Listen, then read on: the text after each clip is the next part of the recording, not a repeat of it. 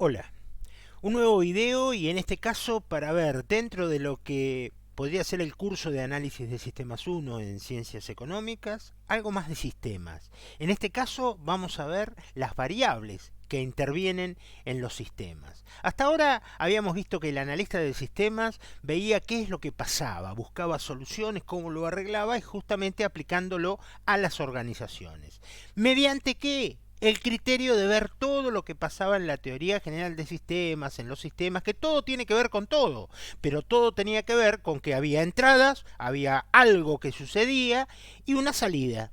¿Sí? En todos los sistemas se da lo mismo. Y decíamos que eso valía para las ciencias económicas, para la contabilidad, para la ecología, para cualquiera de las ciencias que querramos. Existían entradas que eran recursos, entornos, qué pasaba con el ambiente, que había que determinar una frontera, también con los procesos que eran más o menos similares, que había algo que se llamaba sinergia, entropía, estructura, todo eso que ya en otros videos hemos analizado y hemos visto, y que siempre las salidas tenían que ser lo mejor posible, lo más óptimo posible, el resultado, el propósito, el éxito, y veíamos un montón de definiciones, que las podíamos aplicar a cualquier ciencia, pero estamos en ciencias económicas.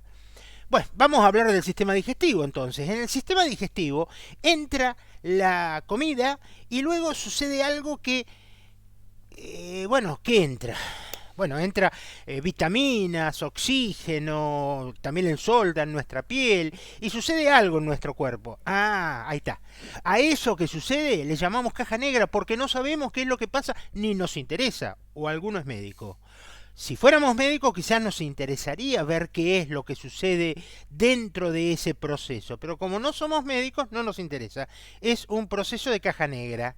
¿Sí? ¿Y qué pasa? Ese proceso sí, tenemos algunas ideas, por eso hablamos de cajas grises también, que hay un proceso de deglución, digestión, que absorben los alimentos, alguna idea podemos llegar a tener cuando determinadas comidas nos hacen mal, todo eso lo tenemos porque tenemos comida que nos nutren, que tienen vitamina. Miren, les pasó al tanguero ese que decía, yo tengo el tango en la sangre, se hizo un análisis y que tenía colesterol, triglicéridos, azúcar, y ahora está tomando como entrada un montón de pastillitas. O sea, fíjense que todo esto pasa lo mismo y seguimos con el sistema digestivo. El sistema digestivo, vamos a hacerle algo de economía, vamos a hacerle algo de administración. Tiene como entrada, nos traen mercadería, insumos, perfecto. Y nosotros tenemos un proceso. Ese proceso, bueno, digamos que es una fábrica. Es una fábrica en la cual suceden cosas, se hacen transformaciones, se acumula stock. O sea, es un proceso fabril que también podría llegar a ser un proceso de distintos tipos y le va a pasar la sinergia, la entropía, van a tener una estructura, va a haber homeostasis, todas esas características van a estar en los procesos, como lo están en los procesos digestivos. Comen un lechón y tienen una entropía terrible en el estómago. Entonces tengo que tomar pastillas para hacerlo. Bueno, fenómeno, en un proceso fabril tengo algo que está fallando y tengo que ingresar la entropía. ¿Cómo se llamaba lo que ingresaba para modificar el proceso? Entropía es Entropía destrucción. negativa. Entropía negativa, negantropía, información. Por ejemplo, estoy haciendo mal el pan y otra vez vuelvo al pan y le digo, no, le tenés que echar más levadura. Estoy dándole información para que el proceso se transforme. ¿Sí? Esto pasa en las organizaciones, esto sucede en las organizaciones, como también sucede el proceso restante, donde hay, por ejemplo, toda una comercialización a través de la web, de un comercio, una cadena de comercio, y donde obtengo el mejor de los resultados. Hay veces que es un solo resultado, hay veces que son muchos resultados. No, lo que quiero es ganar plata, sí, pero además de ganar plata, no meter la pata con la ecología, además tengo resultados que deben ser óptimos, por eso hablamos de un balance social, hablamos de otras cuestiones como salidas secundarias, o sea, hay muchas de esas cuestiones. Ahora, todo esto, ¿dónde se mueve? Se mueve dentro de las organizaciones. Todo el sistema está basado en algo que está transcurriendo adentro de la organización y que se manifiesta en valores. Yo vendí tanta mercadería, cobré tanto dinero, gané tanta utilidad. Todo eso se llaman variables. Y de eso vamos a hablar. Variables matemáticas, variables estadísticas, gente variable, hay variables de todo. Ah, pero las variables. Sí, esas variables las vimos. Tienen razón. Matemática decía que había una variable dependiente cuando dependía justamente de la otra variable. O sea, la variable y tiene un valor porque la variable x tiene otro. Si la variable x es la que yo digo que la puedo controlar, digo, esta vale 10, entonces y vale tanto. Y esto lo veíamos en economía, lo veíamos en distintas materias, en distintas ciencias. ¿Lo vemos en administración? ¿Lo vemos en contabilidad? Sí, lo podríamos ver porque cualquier modelo, cualquier sistema se puede llevar a términos matemáticos. Y también lo vamos a ver en análisis de sistema que el profesional en ciencias económicas lo lleva a términos matemáticos. Entonces yo puedo decir que para hacer el pan, y otra vez el pan, tengo que poner 1 kilo de harina, 50 gramos de levadura, 10 gramos de sal, una fórmula. Y esa fórmula está respondiendo a que cada una de las variables tiene una incidencia. Y esa incidencia es sobre todo el sistema o bien sobre una parte del sistema que la estoy trabajando como subsistema. Pero así actúa la variable. Sí, ¿cuál es la duda? O sea, para entenderlo, es algo así como para lo que vimos hasta ahora de sistemas, es toda la estructura. Las venas vendrían a ser todo lo que está, la entropía, la sinergia, es lo que estaba para que por esos lugares circulen los valores que le llamo variables y que hacen que todo lo demás tenga utilidad. Es más o menos así, profe. Sí, correcto. Y por eso tenemos que analizar ahora la definición de variable. Y variable es cada elemento que vamos a individualizar dentro de un sistema.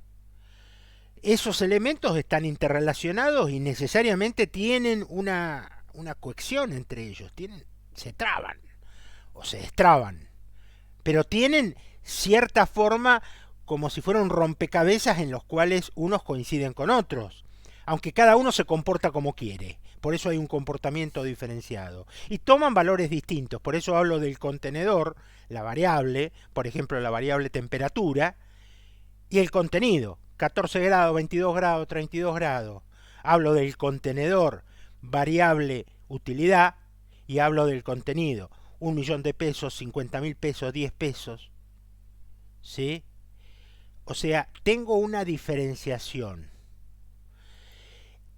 Esa diferenciación de las distintas variables hace que las pueda clasificar. O sea, voy a ir a clasificar esas variables. ¿Y en qué las voy a clasificar? Bueno, por lo pronto, en las variables que son externas o exógenas y las variables que son internas o endógenas. ¿Y cuáles son unas y cuáles otras? Bueno, las variables internas o exógenas, la variable que voy a tener fuera del contexto del sistema y que introduzco dentro del sistema. Una variable que la puedo trabajar desde afuera del contexto sería, por ejemplo, la variable dólar. ¿La fijo yo? No, viene de afuera. ¿Me incide? Vaya si me incide. En cambio, interna es aquella modificable, planeable, la que yo de acuerdo a los estudios internos, esto va a valer tanto. Ahora, ojo, porque no es tan así. ¿Se les ocurren ejemplos? A ver, externas serían algo así como los precios de los productos, los precios que me dan los proveedores que tengo, las leyes, el porcentaje de IVA, cuánto tengo que pagar de impuesto inmobiliario, todas las cosas que me fijan de afuera. Y de adentro lo que se me cante las ganas de hacer siempre y cuando gane plata o los procesos funcionen. Es más o menos así. Pero nosotros podemos llegar a tener variables también que las podemos clasificar, por ejemplo, por la pertenencia al sistema. ¿Pertenecen o no pertenecen al sistema? Las pertenentes al sistema, son propias, son atribuibles del sistema. Son propias del sistema. El sistema Moodle es propio del sistema de educación. En cambio hay otras que son independientes. Las ganas de estudiar de ustedes son independientes de que exista el sistema.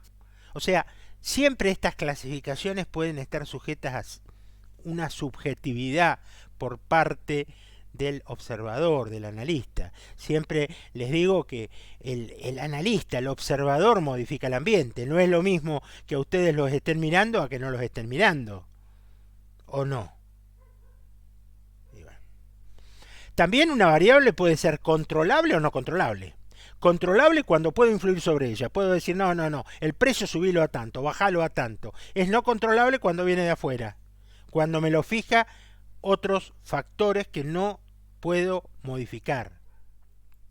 Las variables por la importancia pueden ser primarias o secundarias. Primarias son las primordiales del sistema. ¿Cuál sería una primordial del sistema? Aquella que si no está, no puede funcionar.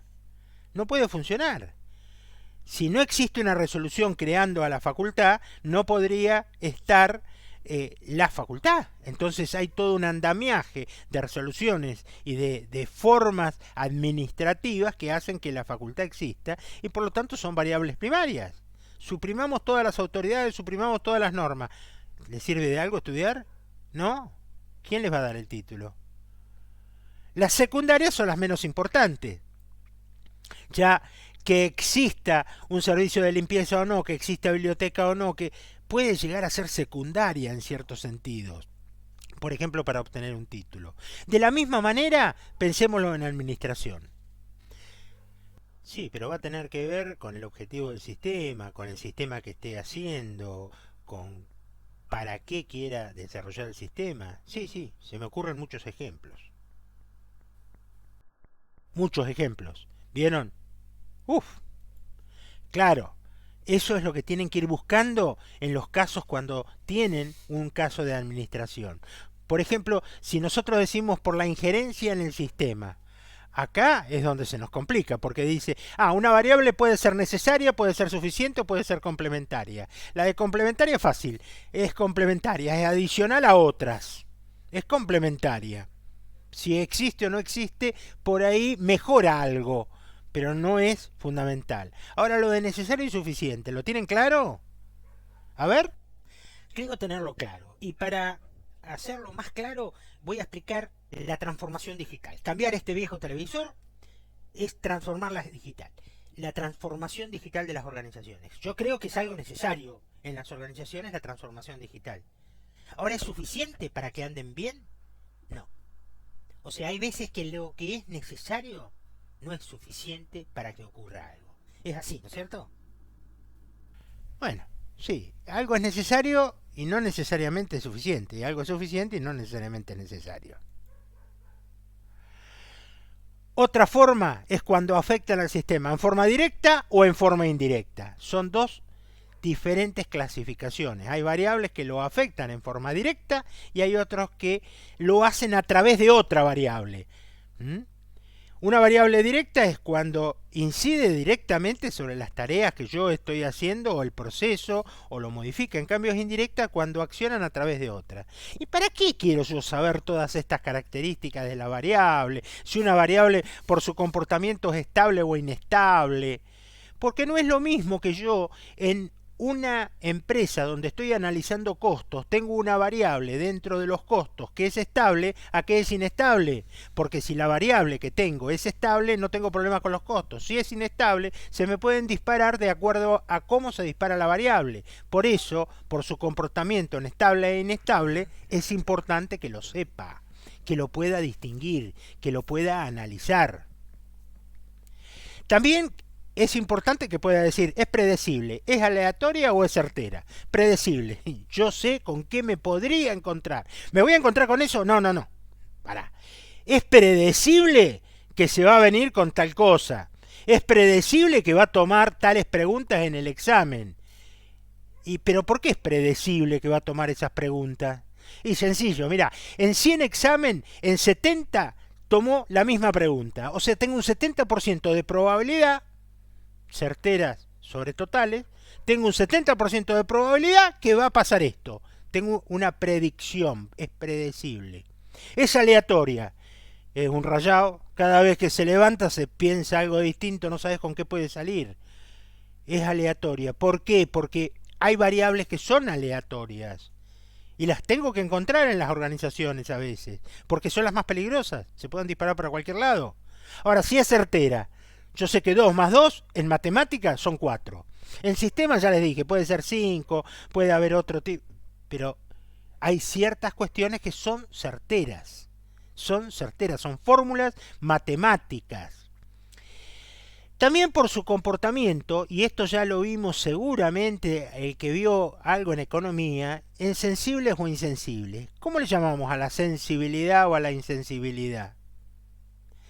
No. ¿Lo relacionamos con qué? A ver, ¿con qué palabra es la sensibilidad y la insensibilidad?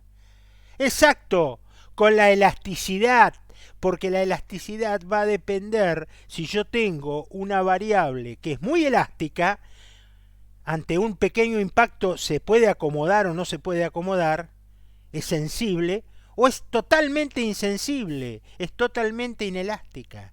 Esas son las diferencias que puedo tener y es importante también conocerla y buscar ejemplos en las organizaciones. También por la forma en que la uso, puedo tener variables que se llaman parámetro o variable operadora. Variable parámetro es la que utilizo para comparar. Yo digo, entre 1,70 y 1,80 es una persona normal. Pero si tiene más de 1,80 es alto. Y si tiene menos de 1,70 es petizo. Ah, no, si es mujer es entre 1,60 y 1,50, qué sé yo. O sea, busco parámetros. En las organizaciones busco parámetros. Si estoy ganando entre tanto dinero y tanto dinero, el tema es que estoy bien. Pero si gano menos de tanto, estoy mal. Si estoy ganando más de tanto, tengo que ver qué es lo que está pasando porque se me está yendo la mano y se me puede ir para cualquier lado. Operadoras, en cambio, son las que sirven para actuar sobre esa. Por ejemplo, una variable operadora en una empresa comercial. ¿Cuál podría llegar a ser? Publicidad, creo. Exacto. La publicidad es una variable operadora porque más publicidad hago, más puedo llegar a vender. O la variable estar presente en las redes sociales. Hay muchas variables de ese tipo. Y las personas que trabajan en las organizaciones, o las personas que vienen a comprar, o las personas que son proveedores o que son clientes, ¿son variables también? Sí, son variables, pero a veces son demasiado variables. Y claro, ¿por qué? Porque tienen un comportamiento que a veces es independiente de la función que cumplen. ¿Por qué? Porque a veces toman decisiones y a veces esas decisiones pueden incidir sobre el resto de los sistemas. Si yo tengo una persona que hace mantenimiento, bueno, sus decisiones tienen poca incidencia porque el mantenimiento es algo normalizado dentro de las organizaciones. Ahora, ¿qué pasa si en lugar de mantenimiento es un gerente? ¿Me pueden decir qué sucedería? A ver, mientras me voy a tomar un mate mientras me contestan. ¿Puede ser que por eso los sistemas a veces son más complejos y mientras más gente que tome decisiones, más complejos son? No complicados, complejos. Y que por eso tenemos que tener mucho cuidado como administradores. Exacto, es lo que ustedes dicen. Hay diferencia entre esas conexiones e interfaces que puede haber entre la gerencia y lo que está abajo, entre las distintas partes del sistema, cómo están funcionando. Por eso también analizamos las relaciones que hay entre esas variables. Esas relaciones, esas conexiones que existen, es una conexión. Ustedes están conectados entre sí. Pero ¿a través de qué se da esa conexión? Y a través de una interfaz, que es la forma física en que se manifiesta la conexión. Yo puedo tener una conexión con un sector, pero lo tengo que manifestar sí o sí a través de una interfaz. Esa interfaz puede ser el teléfono, señales de humo, banderitas, gritos, lo que quieran, pero tiene que haber una interfaz. Entre el cliente y la empresa, ¿hay una interfaz? Sí, hay una relación porque es cliente y por lo tanto hay una conexión. Sí. ¿Y cuál es la interfaz? Cuando necesita algo, yo hago telepatía y lo adivino. A menos que... es media floja. Busquemos una interfaz más. Bueno, me pega un llamado telefónico y me dice qué es lo que necesita y yo se lo llevo. Y si te olvidás, y si justo te mandaron un mensaje de otro lado, y si justo hay una situación que te distrajo, te olvidaste, sigue siendo floja. Bueno, vamos a anotarlo en un cuaderno. Bueno, ahí es donde la interfaz va tomando peso, donde en las organizaciones yo tengo que ver qué interfaces hay. Laboratorios que atienden farmacia graban todos los llamados que reciben para después analizar si se perdió alguno, porque o mandan por fax o mandan por mail o entran a los sistemas, pero puede haber un llamado telefónico, entonces un control adicional, una interfaz que estoy controlando son los llamados recibidos. O por ejemplo las empresas llaman, graban todos los reclamos que hay por una cuestión de control. Bueno, ¿hay un comprobante? Sí, hay una nota de pedido. Bárbaro, esa es la interfaz. Es por duplicado, es por triplicado. Todo eso es necesario revisarlos como responsables de armar el sistema. También esas conexiones tienen distintos formatos. Puede ser en serie, de uno va al otro, del otro va al otro, del otro va al otro. Tiene un formato en serie. O puede ser aleatorio, se dispara para cualquier lado. Hay distintas conexiones que pueden tomar formas aleatorias, al azar, estadísticas. ¿Mm?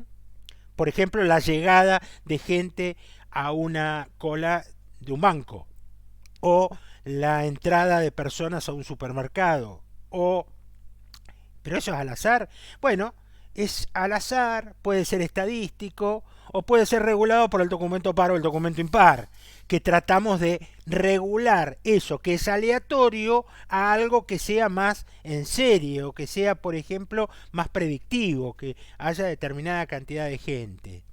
¿Qué pasa cuando hay interacción? O sea, interacción es el intercambio de un sistema. Va para un lado y vuelve para el otro. El vendedor y el comprador tienen una relación interactiva. Me dice, ¿tiene bulones? Sí. ¿De qué espesor? Va y viene, va y viene, va y viene. ¿Cuánto cuestan? Va y viene. Ahora también puede ser que haya una retroacción, un reingreso al sistema, un control. Ustedes hacen retroacción cuando hacen, por ejemplo, el control, una auditoría de la caja chica para saber si los movimientos estuvieron bien ingresados, o cuando revisan las mayorizaciones. Y también puede llegar a haber una relación de bucle cuando se produce el efecto que se llama bola de nieve, cuando es un bucle circular que va generando cada vez más retroalimentación. Bola de nieve, ¿dónde lo vimos lo de bola Cuando de en las nieve? ¿Se definiciones de acuerdan? sistemas hablamos de Ahí, ciclos y eslabones. lo Ahí vimos lo en vimos. eslabones. ¿Viste que todo tiene que ver con todo? Exactamente.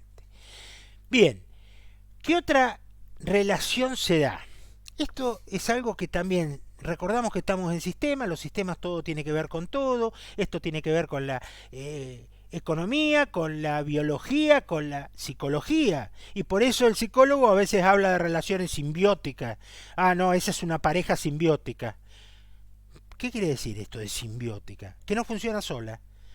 Es una relación entre dos variables que una depende de otra, pero esa dependencia puede ser parásita o unipolar, cuando una depende de la otra y siempre el parásito es el mismo, depende de la otra, o bipolar o mutual. Ambas tienen una interdependencia entre sí. La una sin la otra no puede existir. En las organizaciones hay muchísimas de este tipo de relaciones.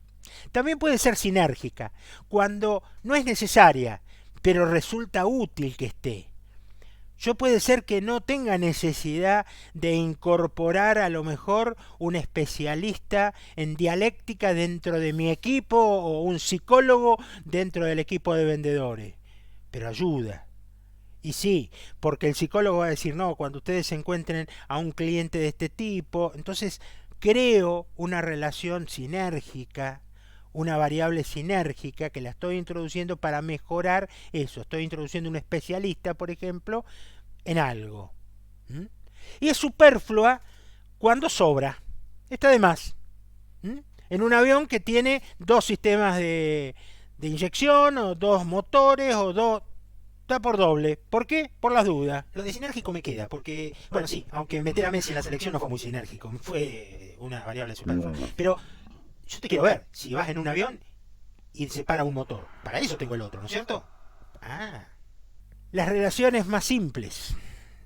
La relación entre variables que se da puede ser simple, no es necesario explicar mucho. Una relación simple, uno a uno. Puede ser compuesta, se producen tríos, hay uno, otro, puede haber compuesta. Pero no necesariamente es complicada ni es compleja. ¿Qué es complicada y qué es compleja? Creo que es lo único necesario de explicar. ¿Complicado? ¿Cuándo algo es complicado? Es complicado cuando es no simple. No simple quiere decir que tenemos una dificultad en el manejo, pero es previsible lo que puede suceder. Si nosotros queremos arreglar nuestra computadora, para nosotros es complicado, pero para un ingeniero electrónico que se dedica a arreglar computadoras no es complicado. Porque agarra y dice, ah, sí, era el chip no sé cuánto, esperá que le cambio el transistor este, que le cambio, qué antigüedad, le cambio la lámpara también, no sé. Y por su conocimiento, información y tiempo de manejo, experiencia se llama, podría resolverlo. Ahora, cuando una situación es compleja, ya es otra cosa. La relación entre variables complejas se da normalmente cuando yo tengo efectos desconocidos, imprevisibles. Por eso las relaciones entre los seres humanos son complejas, porque no sabemos cómo puede reaccionar el otro a veces. No tenemos un manual, mira, en caso que le pegues 4 gritos va a tener tal reacción. Ah, si le pegás 8 va a tener esta otra reacción, qué macana. No, no sabemos cómo va a reaccionar. Entonces hay complejidad, requiere tiempo, requiere mucha información, requiere muchos datos, mucha energía para poder manejar ese tipo de relaciones. Ahora bien, ¿para qué nos sirve todo esto? Y nos sirve para ver cómo vamos a manejar las organizaciones, cómo vamos a manejar los sistemas. Y dentro de esto hay que ver qué nivel de coherencia podemos llegar a tener dentro de una organización para manejarla, para manejar un sistema. Mira, va a ser una organización, un sistema totalmente integrado. ¿Qué quiere decir eso de totalmente integrado? Ah, todo tiene que ver con todo. Yo tengo una pareja de trabajo con la cual realizo las tareas, vamos a suponer en un estudio contable, y los dos trabajamos en forma integrada. ¿Qué quiere decir? Que los dos hacemos prácticamente el mismo trabajo en forma coordinada. Entonces no puede trabajar uno sin el otro, las acciones de uno influyen en el otro, y se viene el IVA, entonces no podés hacer ingresos brutos. Hay una relación que está integrada. Ahora, ¿qué pasa cuando hay independiente? El cambio de uno no afecta al otro. Uno hace todo lo que es de un cliente, otro hace todo lo que es de otro cliente. Son independientes. El cambio, uno se olvidó de hacer el IVA de un cliente, jorobate. Ese cliente tiene problemas, pero es independiente. Se da también esto en las sucursales, en las cadenas de negocios. En muchos casos. Exacto, muchos casos hay.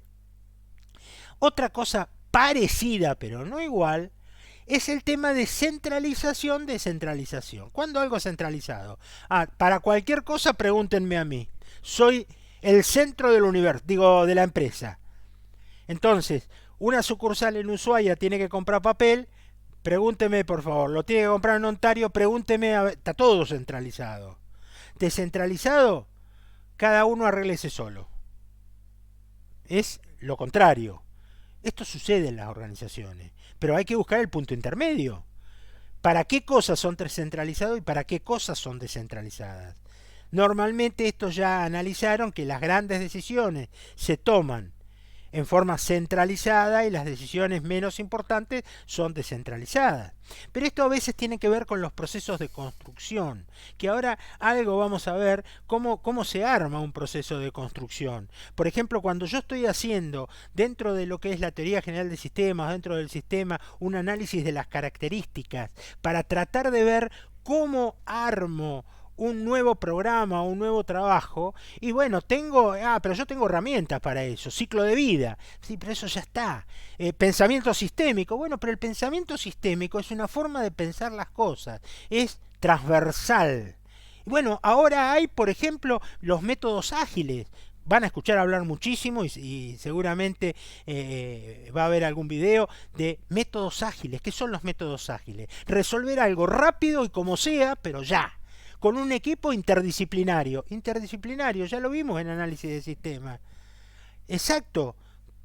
Los sistemas son interdisciplinarios, entonces aplicar pensamiento sistémico para resolverlo y con una metodología que no necesariamente es la acostumbrada que se usaba hace 20 o 30 años, que era el ciclo de vida. Hoy vamos a ver métodos ágiles. O sea, con esto vamos a ir trabajando en una forma más moderna. Todo cambia, lo único que no cambia es el cambio.